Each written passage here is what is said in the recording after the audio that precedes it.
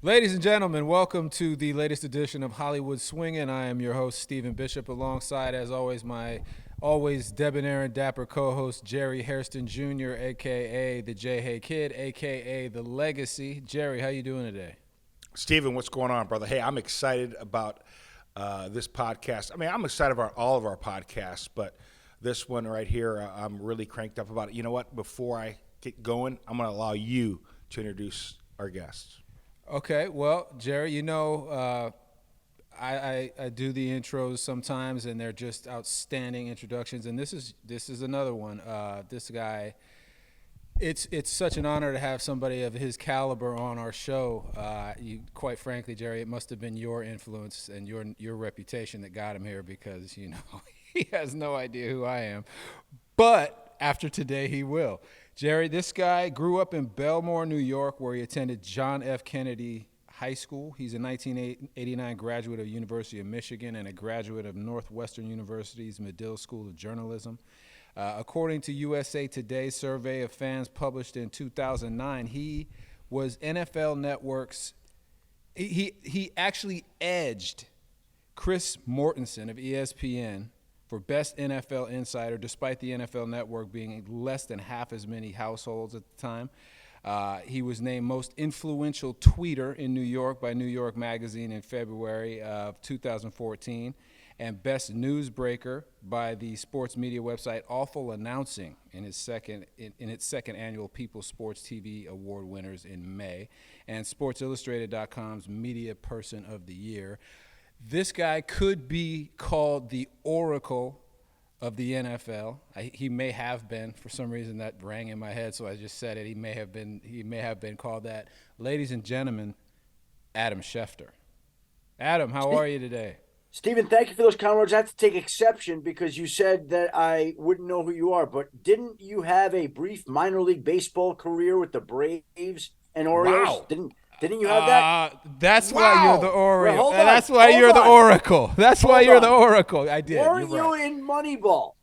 I was. Okay. I stand corrected. You are the Weren't Oracle you for in a Safe reason. House? Weren't you in Safe House with Denzel Washington? I was. Wow. Yeah. Okay, that's what I Jerry. thought. Jerry. And the Jerry. rundown with The Rock, right? Okay. I give. Right. I I don't know yield. who you are, Stephen. I have I no yield. idea who you are. I yield. Oh wow, Adam, that's amazing. Thank you. That's why. I mean, before we go any further, have you been called the Oracle? By you. That's Okay, it. well then I coined the term. Adam Schefter is the Oracle of NFL news. It's such a pleasure to have you today. Somebody that I watch on television. A good buddy of Jerry's and mine is Stan Verrett. We play golf with him all the time. So, my TV is on ESPN quite a bit, and you have been there for so many things that I've seen. So it's such a pleasure to have you here. Jerry, say hi to Adam. Adam, what's going on? Hey, that's extremely impressive, to rattle off all the stuff that Steven has done. I wouldn't even have guessed that. But again, your experience, your knowledge of so many different things, not just in the sports world, but also in the acting world. Calling out Safe House with Denzel Washington, that was impressive. I didn't see that coming. Well, there you go. You're a 15-year major leaguer for you, Jerry. Orioles, Yankees. I see the 17, the 6, the 12 behind you. Well, those Emmy awards too. Like, what's over your left shoulder there? You've won 3 Emmys. Well, technically 4, and Adam, and then the 5th one is on its way. But again, that's just not me. That's our team. Doing Dodgers Hold TV. hold on. So you now have had a 15-year major league baseball career and have won 5 more Emmys than me, Jerry. Well, again, I'm not going to say that I did it. Remember, our team did it. Our Okay. team, doing Okay. the Dodgers TV, and again, you see this in the background here. Yeah. That's not of my doing. That's my sister and my sister-in-law. They decorated this. Obviously, I don't have any Wow. anything to do with stuff like that. So I got to credit my sister and my sister-in-law. They're the ones who basically decorated my house because I got no creative tool in my bag. I see a football, a Yes. frame football. What is that about? Well, I played for the Baltimore Orioles. I came up with Baltimore. I played with Cal Ripken. I was there for about 7, 8 years. And during that time, some guy named Ray Lewis Heard of him. was there was in his heyday, and he was pretty good. I used to leave his mom tickets to the Oriole games. She used to love coming to come to the Oriole games, and I would go to see Ray Lewis practice every once in a while. I lived in Owings Mills, where the Ravens practice. So Wow. I'd go out there. So I'd run into Brandon Stokely, Todd Heat back in the day. Yeah, I know those guys. So that's Ray Lewis. That's a signed Ray Lewis autographed football. And for my graduation, I grew up in Chicago. My dad played for the White Sox. So for my high school graduation, my dad got me a signed autograph basketball from Michael Jordan. So That's awesome. those are Good for pretty you. two good things. So Well, you've got more career accomplishments than me, more Emmys than me, and more no. great souvenirs than me. So you're winning life there, Jerry. Adam, we talk about, let's say the ballpark. I'm not in the same ballpark as you, so let's talk about you. Hold on, wait. Before we start, Jerry, I have to ask you permission. Can I now start saying 5-time Emmy Award winner? Yeah, absolutely. In your introduction, can I do that? Even No, you- can we it's a stop? mistake not Why to. are we, first of all, no. Let's stop. Let's get off me for a second. Let's talk about Adam. I want to talk about your Michigan days. I want to talk about your Michigan days. Yeah. And I want to bring up Michigan football. Is it going to get back to the glory? Because when I grew up in the 90s. Get back. Well, no, hold on a second. I know Jim Get Harbaugh's back. starting to. Yeah, Jim Harbaugh's starting to. He had a rough go of it now. Jim Harbaugh had a rough go of it at the start. But are they going to be title Jerry, contenders? They've been back. They've been to the Final Four the last 2 years. They've beaten Ohio State the last 2 years. Yeah, that was a rough go of it for a little while. Yeah, there were a lot of people calling for Jim's head, which was crazy all along, I thought. But they've been to the national championship, the Final Four, the last 2 years. They haven't won, but Haven't won. that's okay. They're building. They're going the right way, and they're going to get better and better and stay where they are. And yeah, I'm optimistic about their future. Because I'm a huge Jim Harbaugh fan. I'm a huge too. Jim Harbaugh fan. I loved him Me when he too. was a Bears quarterback. I thought he did Captain an incredible Comeback. job. Exactly. I Comeback. thought he did an incredible job with Stanford, incredible job with the 49ers, and I wanted him to be the Bears head coach. How So about the reason this? why I asked, because I Jerry, want him to take – go ahead. You want to take what? I want him to take Michigan back, to be champions. That's what I'm He looking has. for. He has. A And he'll national get there. title. He has, and he'll get there. But I was going to say to you, Jim Harbaugh was quarterback at Michigan when I was a freshman there. So I watched him play quarterback in college. That's how old I am right now, right? Wow. So I remember sitting in the freshman section my freshman year, 1985, University of Michigan, Jim Harbaugh throwing touchdowns to John Colazar, my friends and I cheering him on. So we've been following and tracking Jim Harbaugh for 38 years now. That's pretty wild when you think about it. Was that And you look like you're 35 years of age. You look great. 56. Thank you. was that? I believe the guy's name was Anthony Carter. Was that when he was on? No, Anthony Carter was well before Jim Harbaugh. Well before Jim Anthony Harbaugh. Carter was number in the, one. He was number Anthony one, Carter right? was in the 70s, in the mid to late 70s, I believe, and he was number one. He was an all-time receiver, the great Anthony Carter.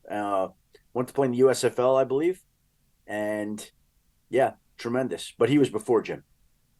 So, Adam, were you an athlete? Were you a football player? What did you do? What sparked your interest in sports so heavy that you end up being one of the best reporters in the world? Well, thank you, Stephen. It's funny. I just got back late last night from Michigan. I had to go to a charity golf tournament for the Jewish Sports Federation, the Michigan Jewish Sports Federation, and it was this Hank Greenberg Award where they honored Roger Clemens with the Hank Greenberg Award, and they gave me an award. Jeremy Schaap presented it to me, and it was the Dick Schaap Media Excellence Award. And Dick Schaap was somebody that I idolized in the media, and Jeremy is a colleague of mine who I have great respect for. And so they honored Roger and myself in Michigan. And I told the people the story last night, and it's true, and I told this before, but it just kind of stays with me because you asked what sparked my interest in this. Yeah, I played high school basketball. I ran high school track. I wasn't going to make it in athletics playing, certainly. And when I went to Michigan, I tried to join a fraternity the first semester of my freshman year, and there were like 50 guys going for about 10 spots, and I didn't get in. And so I went down to the football office to volunteer my services there to pick up jock straps and hand out water bottles and do whatever it is that a manager would do. And they didn't need anybody. And so I went to the basketball office to see if they needed somebody to do that. And they didn't need anybody. So now that the fraternity and the football office and the basketball office all said no, I'm like, well, what am I going to do? I got to do something because I've always liked to stay busy. And I thought about it. And I said, you know what? Let me go volunteer for the student newspaper. And that's how I got into media, purely by accident, by rejection, because nobody else would have me, and because the student newspaper, the Michigan Daily, didn't turn away anybody. And so I went down to the Michigan Daily, started writing for the college newspaper, kind of liked it, and fell more and more in love with the writing process of it, and thought it was so cool that I got to kind of be around some of these great athletes and great men like Bo Schembechler. And it just kind of gave me the bug. I followed that. I pursued that. I didn't go to Michigan setting out to become a sports writer, thinking that I'd become a sports reporter. It was nothing like that. It really happened by accident. And here we are today, like I said, 38 years later, after I started as a freshman at Michigan in 1985. And I feel very blessed and privileged, but I had no idea that this would be the path that I would wind up walking down. No idea. You talk about staying busy. We watch you all the time. Really, the globe watches you all the time with the NFL being so huge as it is. We see you with multiple phones. What is the most hectic time period? Is it the trade deadline? Is it the NFL draft, the combine? What is the day that's like, man, this is going to be, or the week where I'm not going to sleep in the next 4 or 5 days, where I got to make sure that I'm on my phone because I'm always looking at your tweets, seeing what's the next thing. Are the Bears going to make a move? Who the Bears are going to draft? Because I'm a Bears fan. Right. What is that week, that hectic week that you say, man, I'm not sleeping this week? Well, I always think about it like this. First of all, the NFL is a beast in and of itself, and the NFL has really done a great job at learning how to control the NFL news cycle, making the release of the schedule in mid-May an event, turning the combine in February into an event. These were things that were afterthoughts when I first started out in the business in 1990. And now, the day that the NFL releases the schedule is like one of the most popular days of the year. People flip out over games that we already know are happening. We just don't know the time sequence that they're in. But when you talk about the busiest times, in my mind, I always think there are 3 times that to me are the most hectic. And I take out the regular season where there's ESPN Sunday NFL Countdown on Sunday and ESPN Monday Night Countdown on Monday, and there's Get Up and Sports Center NFL Live all during the week, things to do, right? That's always there, but there's a certain rhythm and routine during the season that if you said to me, what are you going to be doing Friday at 3:11 p.m., I could tell you in season what I'm going to be doing at almost any minute of a day of the week because it's pretty predictable other than unexpected news events that happened. But the 3 busiest times of the year in the NFL world, easily, number 1, in order, I would say the 2-3 weeks of free agency leading up to it and then during it, because it's a nonstop cycle of news that begins in early March and goes till later in March, where you have all the free agents changing teams making trades, contract extensions being signed, players being released. It's just mass movement in March. That to me is always the single busiest time of the year, that 2-3 week stretch. The second busiest time would be at the end of the regular season, when you get coaches being fired and coaches being hired, general managers being fired, general managers being hired. And you have playoff games where we have pregame shows on ESPN, ABC, Saturday, Sunday, and Monday. So whereas during the season, there's a show on Sunday and Monday, now it's like Saturday, Sunday, Monday, in the midst of playoff games and firings and hirings. And that's a 2 to 3 week stretch that I think is also incredibly busy. And the last would, of course, be the NFL draft, the 2 weeks leading up to it, and then the actual draft itself. Now, again, there are other times that unexpectedly flare up, and all of a sudden they could be busy for a few days because something crazy happens, a big trade, somebody's in trouble, somebody's getting suspended for gambling. You don't know what's going to happen. But those times, free agency, end of the regular season draft, to me are the 3 times that stand out to me. When you have something like you just mentioned, somebody gets suspended or some kind of shocking thing happens and you're the guy that breaks it. Do you have relationships with people and agreements with people that say, okay, look, you're going to tell me first? Okay, No. let me be the one you tell No. first. And do they have somebody that says, okay, go tell Schefter?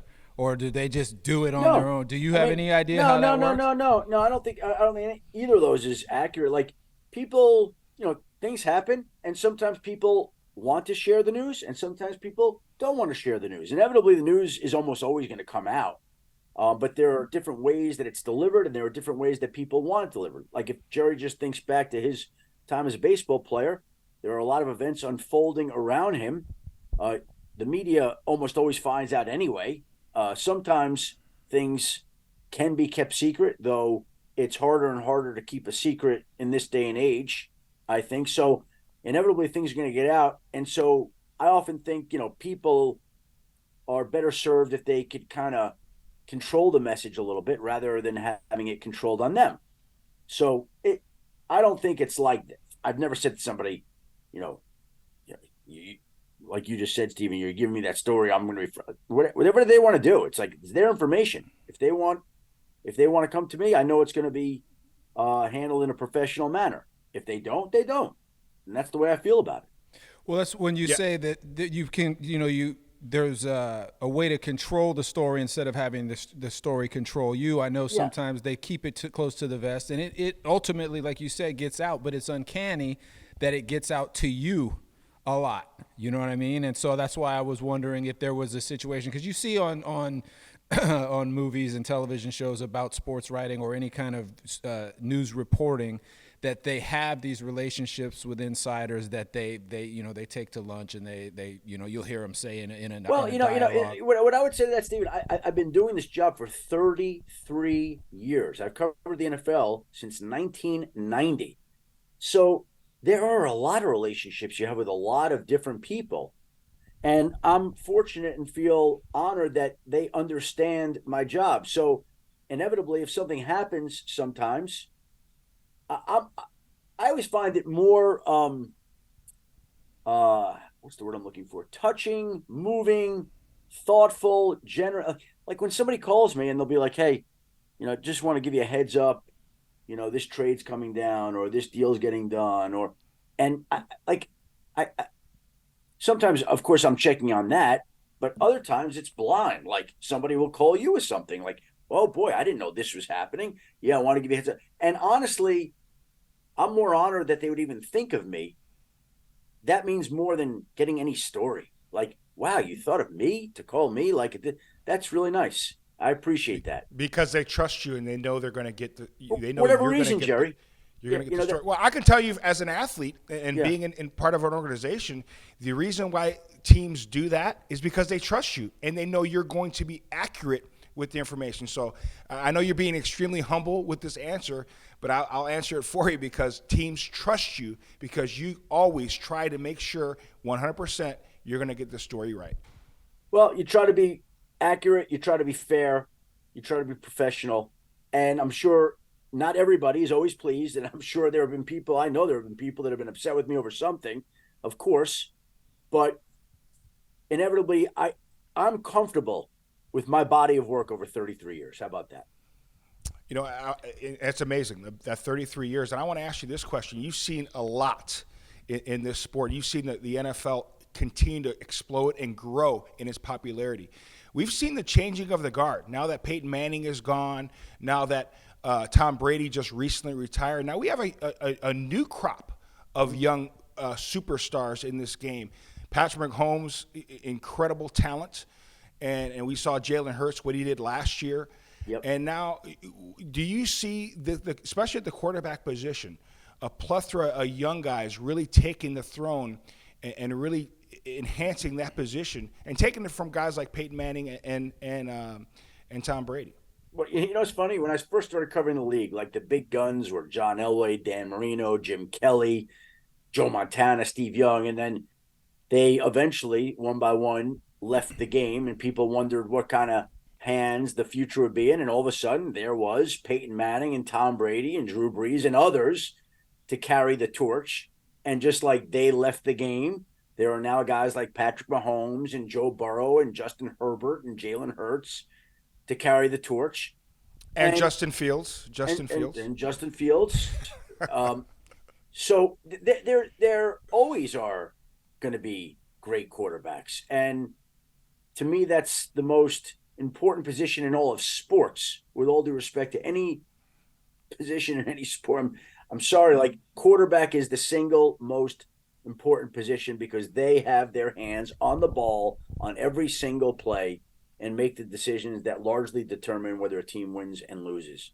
And so it's really pretty simple. If you have a great quarterback in the NFL, you're always going to have the chance to win a game and be competitive. And if you don't, you're always going to be on the outside looking in. And that's just the way the sport operates and works. And, I think back to when I started covering the Denver Broncos in 1990 for the Rocky Mountain News. And there was a great newspaper man who worked for the Denver Post by the name of Joe Sanchez. And I came in there and they're telling me I've got to write 2 to 3 stories a day, every single day, about the Denver Broncos. Now, I never had to do that for my college newspaper, the Michigan Daily, write 2 or 3 things a day, every day. And when you're coming in and you're 22, 23 years old, and you're thinking, I've got to write 2 or 3 things. I said to Joe at the time, Joe, how do you do that? Like, how do you know what to write about? And he said to me at the time, some sage advice. He said, when you don't know what to do, when you're in doubt, just write about the quarterback, because people always care about the quarterback. And it's true. And you know what? 33 years later, if I don't know what I'm going to be talking about on ESPN, just go to the quarterback, because that's always where it starts, from a news perspective and from a team perspective. He's important to that team, and he's important to our coverage of that team. What, Adam, would you say? What would you say is your favorite breaking news story that you've presented us with in the world? What, in your career, do you have a favorite? Do you have one that's been the most impactful? Yeah. What do you think is your favorite one? Well, I don't have one because I'm honestly just proud of the fact that I've been able to do this for 33 years. So I'll let other people go over that, like asking a quarterback his best throw, his favorite. I love any story that I've gotten. Like they're all, and you remember, just like coaches remember plays, reporters remember stories. So whatever it is. I want to ask, who's been the best interview? It could be a player, it could be a coach. Man, I just really love talking to this guy. This guy always gives me not only insightful information, but man, he's just a joy to cover. Well, it's funny. I'm flying back with Jeremy Schaap last night. We were talking about Shannon Sharp.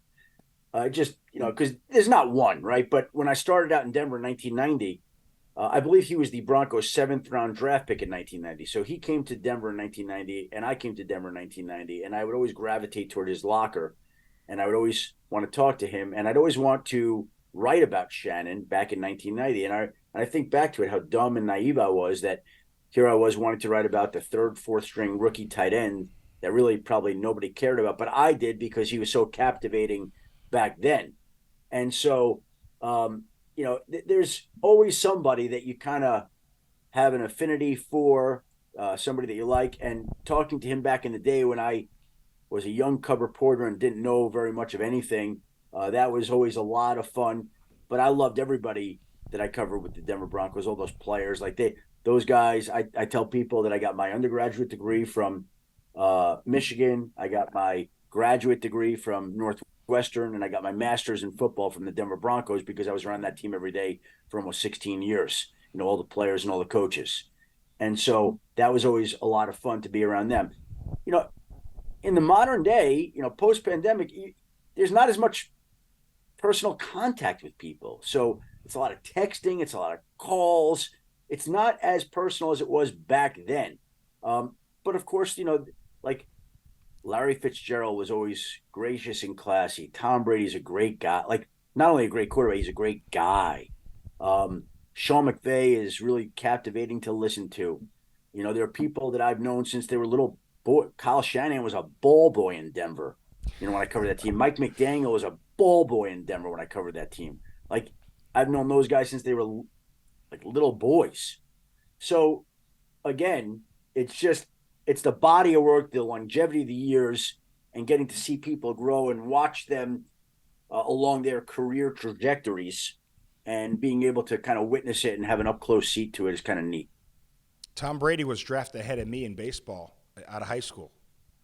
I've told him he was a really good first baseman. Montreal Expos. Montreal Expos. And I don't know if you're aware of this, but John Elway, incredible athlete. He was this close of staying with the Yankees and not pursuing football. I don't know if you're aware of that. Am I aware of that, Jerry? There was no more figure more important in my life for 8-9 years than John Elway. I know everything about it. Of course I know that about John I was Elway. being a little sarcastic, Adam. I was being sarcastic. But I mean, John it's just Elway, amazing. Yeah, John Incredible Elway, athlete. yeah, he was a joy to cover too. Like always professional. And then, we developed a more meaningful relationship over time, and I love John. And there are not many, if any, people that were better athletes than John Elway. Yeah. I know the boss, George Steinbrenner, just was begging him to stay with the Yankees, but obviously he had to pursue a Hall of Fame football career. So I think he made the right choice. It worked out okay for him, I think. Yeah, it would have worked out. He was such a talented athlete. He would have been a Hall of Famer in baseball. Just talking to scouts. You think he would have been a Hall of Famer in baseball? Yes, everybody says that. Wow. Obviously, he had the rocket arm, incredible left-handed hitter. Some scouts compared him from the left side Mickey Mantle. to Mickey Mantle. You beat me to it. That's what type of athlete he was. So, he was that type of athlete that he could have been a Hall of Famer in baseball. But obviously, being a Hall of Fame quarterback was pretty good as well. I wanted to ask you, what has your relationship been like with him being now? When he was running the Denver Broncos in that franchise, making that transition from being a quarterback to running that franchise. Well, he's no longer really a part of the franchise anymore. But that was a really cool thing. Like, as a reporter, I remember like getting John Elway's phone number and thinking, wow, like I got John's number. And then it became to the point where, we talk on a regular basis. And that was really gratifying is the word I'm looking for, because here's a guy that, I grew up watching. I'll tell you a funny story about that. I have the picture. 1983, I was studying in Israel for the summer. 1983. So I was my 87. I was a sophomore at Michigan. I went and took extra credits in Israel one summer, and the plane ticket was such that you could stop over somewhere on the way home. So I was with this woman, and we decided that we were going to stop off in London in August of 1987. And we were walking down the street, and I'm like, oh my God, you're not going to believe this. There's John Elway. He was wearing a red Patagonia jacket. I had on a yellow sweater, and I know this because I went out. I said, Mr. Elway, can I take a picture with you? And we took a picture, which I still have on my phone, from 1987. So in 87, I would have been 21 years old, and he's probably 5 years older than me. So he would have been about 25, 26. He'd been playing. The Broncos were playing a preseason game against the Rams in London that summer, that week. I happened to just bump into him on the street. I was blown away, took a picture. I showed him the picture in the mid-90s, and he got a kick out of that because here I was meeting this guy that would become, professionally speaking, this central figure in my life that I just happened to run into on a street and took a picture with in 1987. It was kind of cool to me. Serendipity. Incredible. Yes. So, Adam, we've heard Denver many times. You obviously have strong ties to Denver. How about those Nuggets, man? I love that for them. Let me tell you something. It was awesome to watch. I had been to a number of Nuggets games. I watched that franchise reach for and fall short of winning the ring. And this team just was that much better than all the great Nugget teams that had been there before with David Thompson and Dan Issel and Fat Lever and Chris Jackson, Mahmoud Abdul Rauf, and LaFonso Ellis. And we could go through here. Like, I have tracked that team for a long time. So I'm really happy for that organization, for all the players who came before them, for the city that supported them, Dikembe Mutombo, and like all these players that came to mind.